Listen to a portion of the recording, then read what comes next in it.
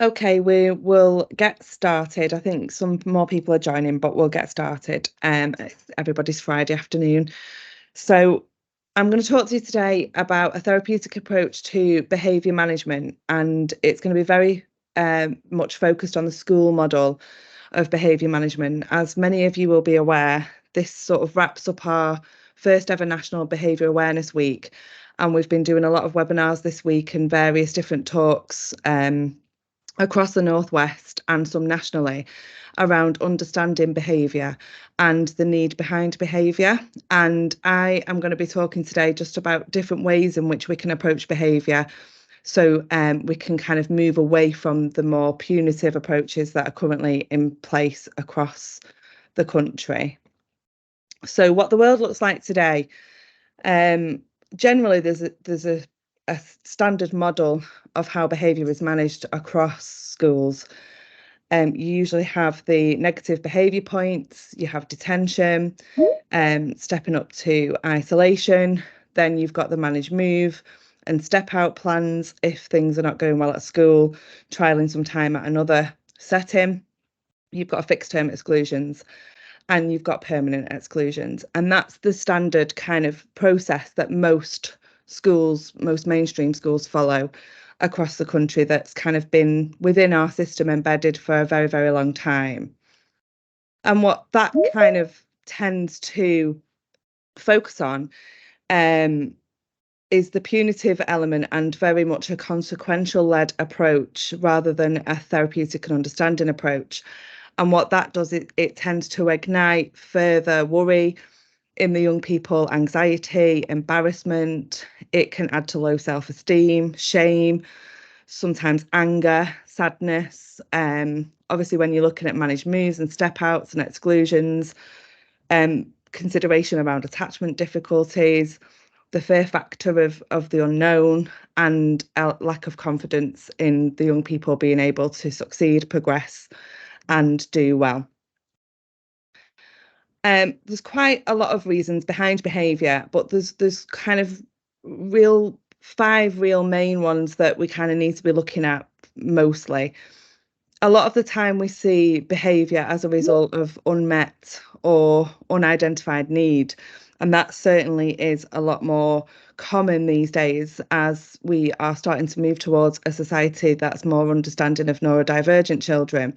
And lots of reasons behind why there is more neurodiversity due to the awareness of that, the understanding of that.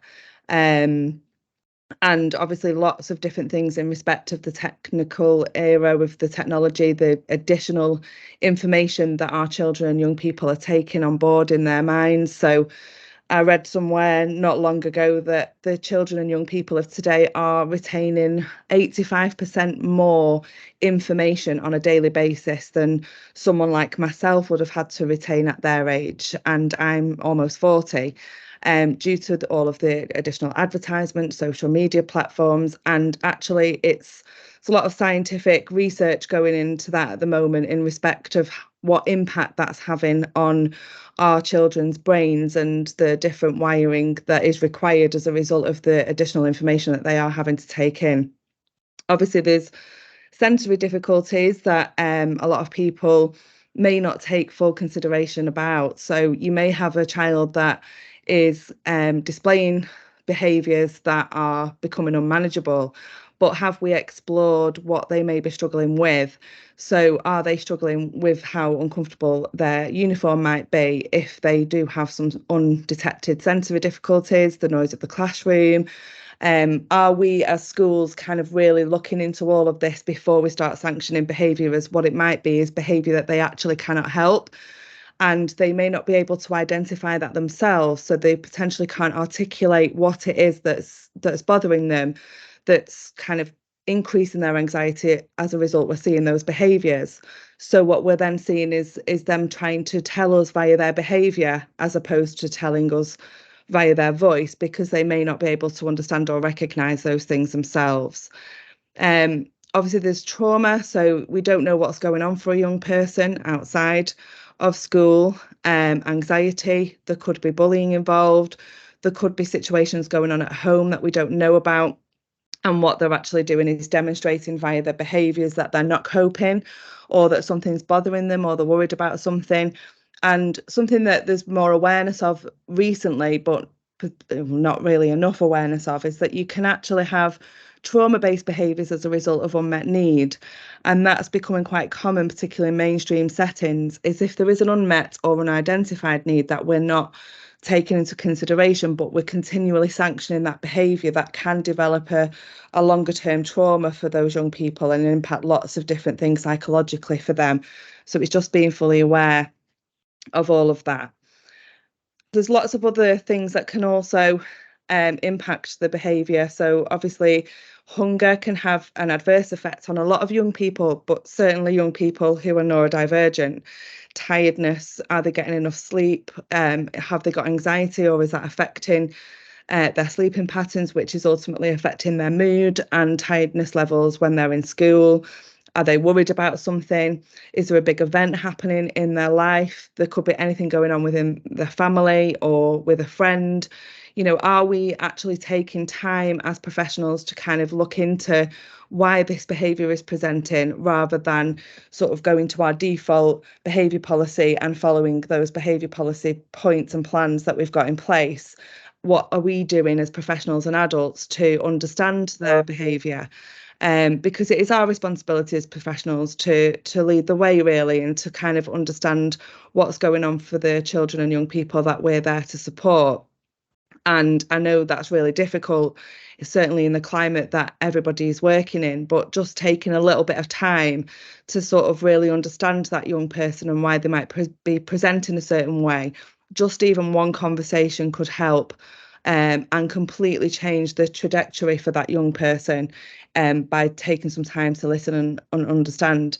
They could be finding the work hard, and what you're seeing is a shame response. So, certainly, you've got the standard phrase of the class clown, or your usual distractors that that a lot of people talk about over the years with young people in classes. But is there a reason for that? Are they trying to distract from the fact that they're really struggling with the work and they don't actually know how to do it? So instead, they're trying to redirect the attention, and any sort of focus on them is good focus for them, because actually then it's not focus on what they can't do. And that obviously feeds into their low confidence as well. So just a reminder around going back to all of those different sanctions that we currently have in our behaviour policies in schools, and what that can kind of trigger for a lot of the young people that we support. And there is a lot of research around this. So there's research on detentions, there's research on isolations, and I would urge everybody to kind of go and have a look on Google and search for studies. I mean, there are hundreds and hundreds of studies over the past couple of decades on whether the sanctions that are instilled in schools work or make a difference in respect of behaviour particularly, and majority of them show that they actually don't, and in a lot of cases they increase problematic behaviour. So this was one study just specifically focusing on detentions, and the link is there at the bottom, so you can go and find it if you wanted to read it into more detail. But the study looked at how 314 8 to 14-year-olds in one school responded to detention, suspensions, and other sanctions.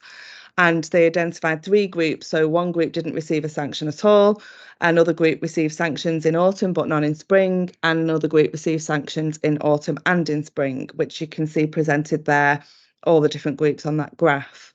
And the conclusion of that study was that a wealth of evidence that focuses on punishment alone will not impact many offences, nor will they re-educate the offender or the young person. In many cases, they increase problematic behaviour, which goes back to what we were just talking about, because those sanctions increase anxiety, they increase worry, they increase shame responses, and that then kind of leads into a bit of a cycle.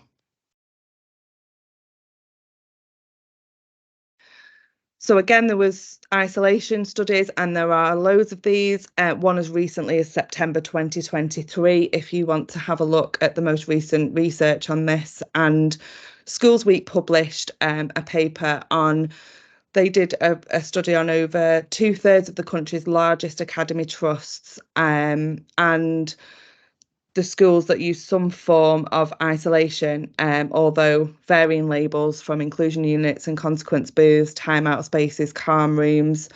Um, Generally, primary pupils can be removed for a maximum of half a day, and secondary pupils for up to a week.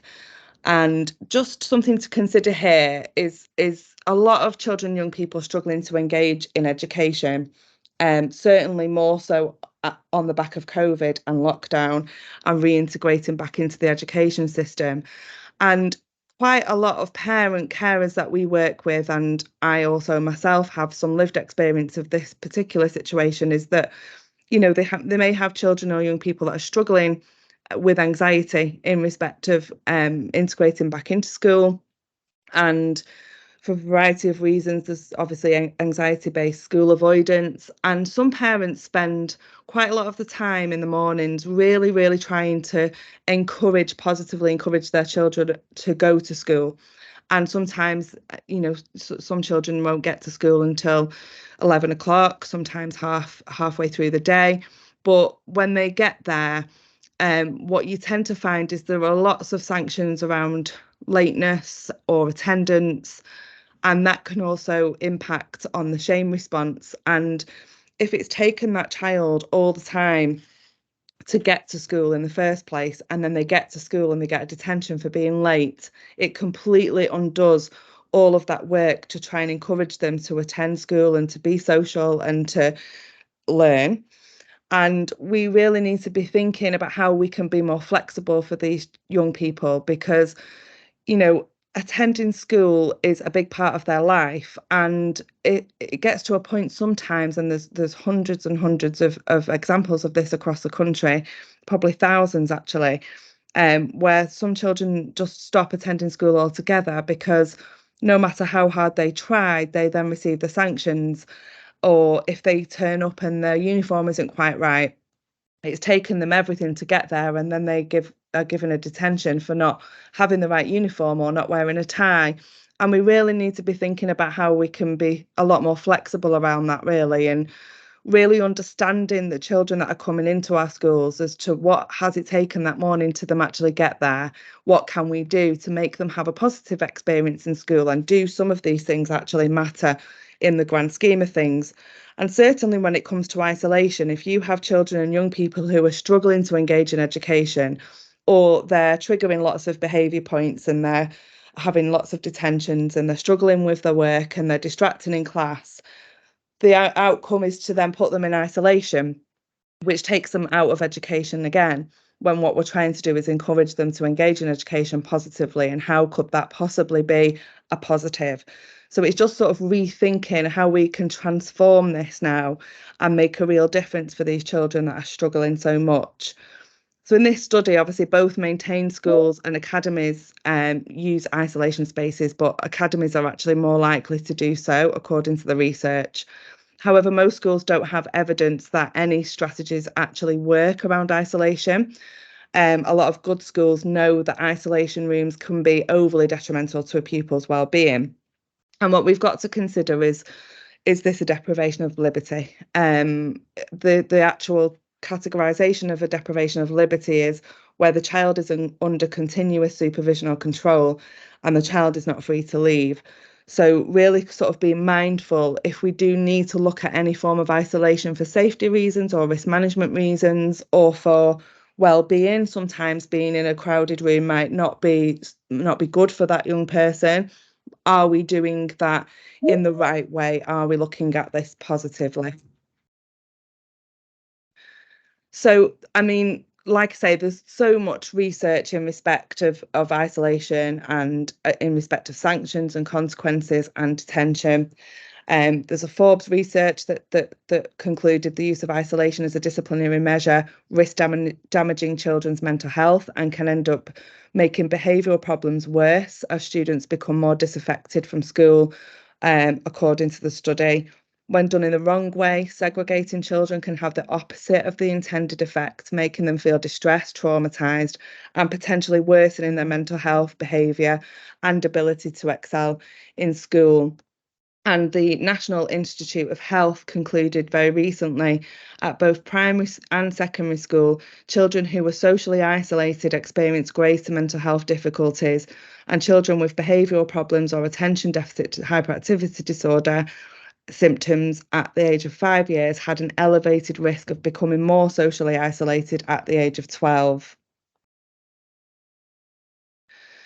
So there was a lot of alternatives to sanctioning behaviour, and we are wanting to encourage a more therapeutic approach to behaviour in all schools across the country. And we have actually written to the government in order to try and get this kind of more of a statutory expectation that we have a more therapeutic approach to behaviour.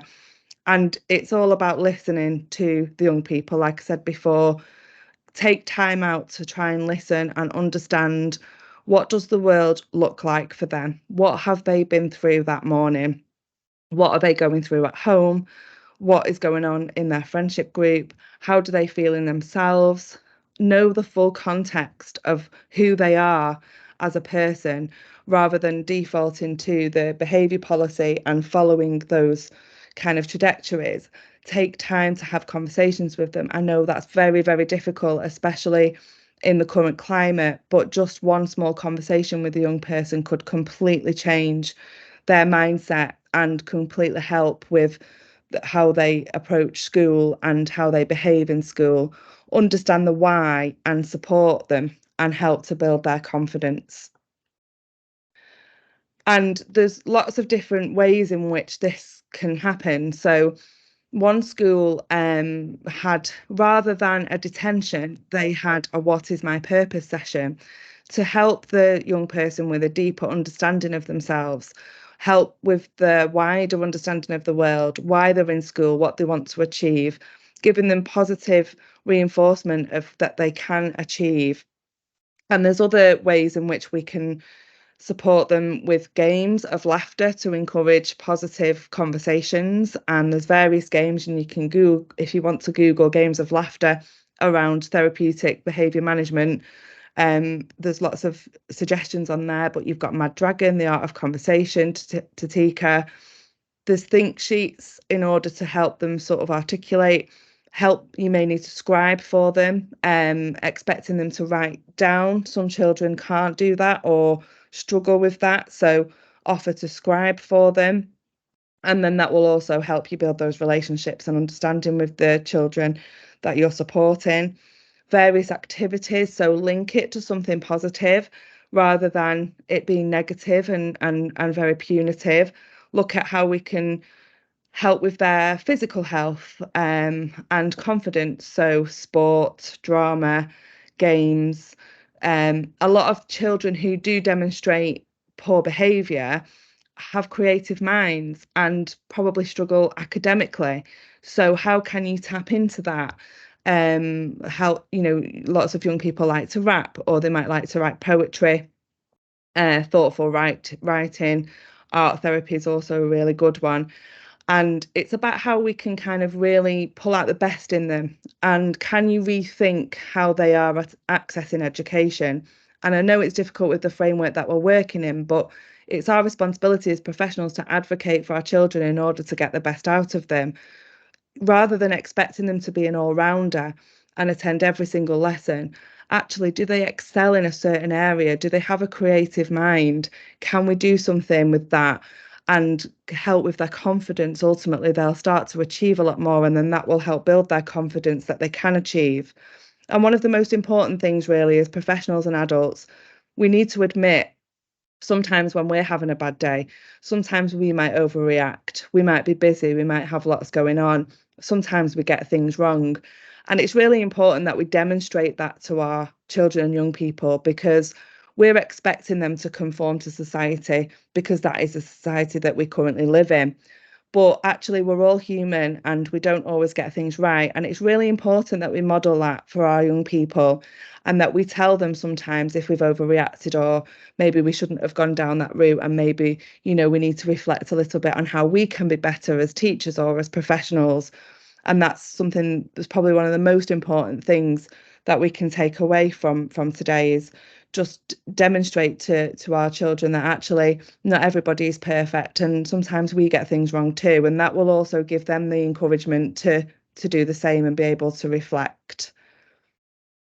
And by doing all of this and listening to them, you are more likely to see um, the young people feeling important, feeling wanted, feeling understood, feeling heard, feeling happier. They're more likely to open up to us as professionals. We're more likely to be able to identify need that we may not have seen before. We're more likely to see the behaviours decrease if they feel that somebody is listening to them and giving them that time. And we're giving them time to explain.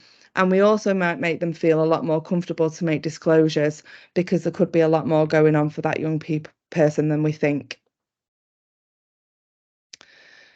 So I would encourage everybody to go and look for therapeutic thinking tools and strategies online. And this is a really good way to completely change up how we're working in respect of behaviour, particularly in schools. Therapeutic thinking is an approach. So it's an approach that everybody has to deliver, very like the whole school send approach, the trauma-informed approach. And it prioritises the pro-social feelings of everyone within the dynamic. And it's based on the principle that negative experiences create negative feelings create negative behaviour, but positive experiences create positive feelings, and positive feelings create positive behaviour. Children that have risk factors in their lives are more likely to have negative feelings and are therefore more likely to display negative behaviours. Whilst an educational setting cannot eradicate all the risk factors of a child may have experienced or be experiencing, it can look to ensure the child has many protective factors and positive experiences as possible in order to create more positive feelings within them. So the approach supports settings to create clear behaviour policies that outline how staff should respond to incidents of behaviour that are not pro-social. So even the language around the therapeutic thinking model is a lot more positive.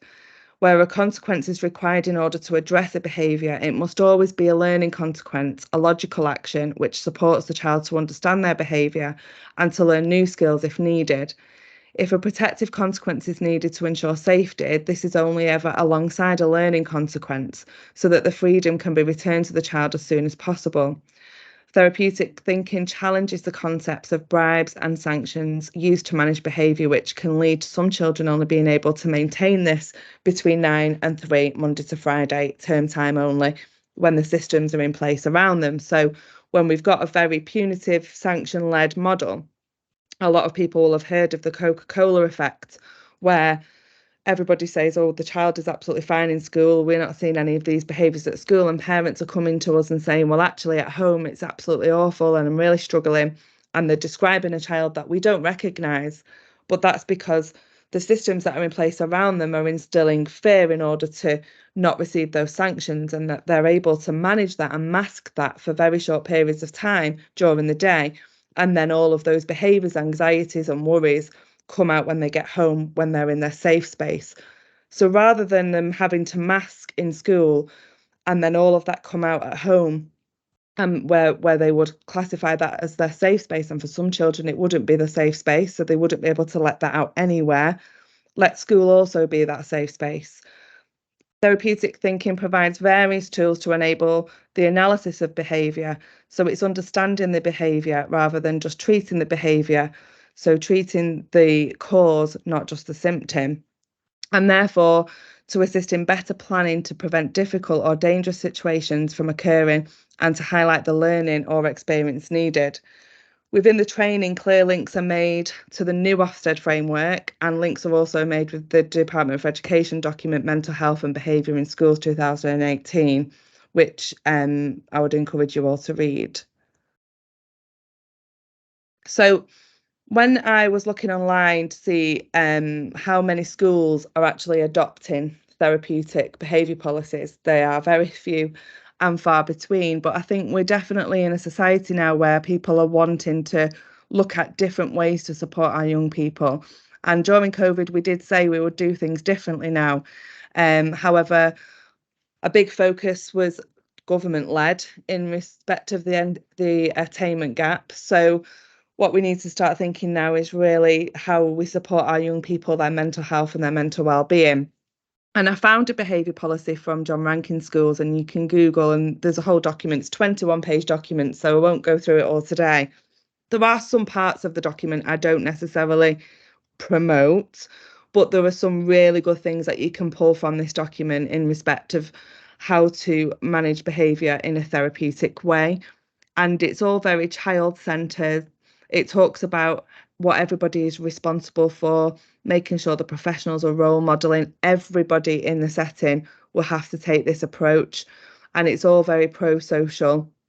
And it also explains a lot of the behaviours and what to look out for. It talks about different uses of language, what we should say instead of what we say these days, very much sit down, be quiet. There's lots of alternatives within this document of what we could be saying to our young people that potentially wouldn't trigger that shame response. So I'd encourage you all to go and find that. And there's other examples online, and we will be posting some on our website as well that you'll be able to pull from and hopefully try and introduce into your schools.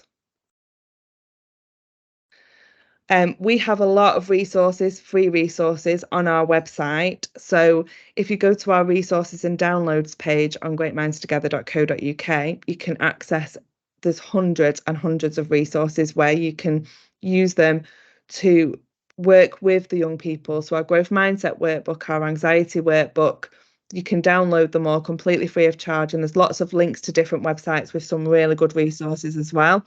And that's a really good way. There's activities within all of the resources that we have there. That's a really good way to sort of trigger conversations and try and understand the children and young people, and some really good prompts and worksheets that you can use. I would always recommend that we look at activity-based and practical sessions as opposed to sit down, fill out worksheets. More interactions and conversations is what we need. And Autism Central of Parents and Carers as well. So there's autismcentral.org.uk is the website. And there's lots and lots of free webinars and sessions on there in respect of understanding need behind behaviour and understanding how to support our parents and carers and also our children and young people. So I'd encourage everybody to go and have a look at all of those and access any of them. And you can contact us directly as well if you need any more ideas in respect of behaviour policies. And if you would like some support from Great Minds Together in writing a therapeutic behaviour policy, we would be more than happy to support with that completely free of charge, of course. So there is our website and phone number, and my name is Emma Mander. So if anybody would like to contact me directly or ask any questions, you're very welcome to.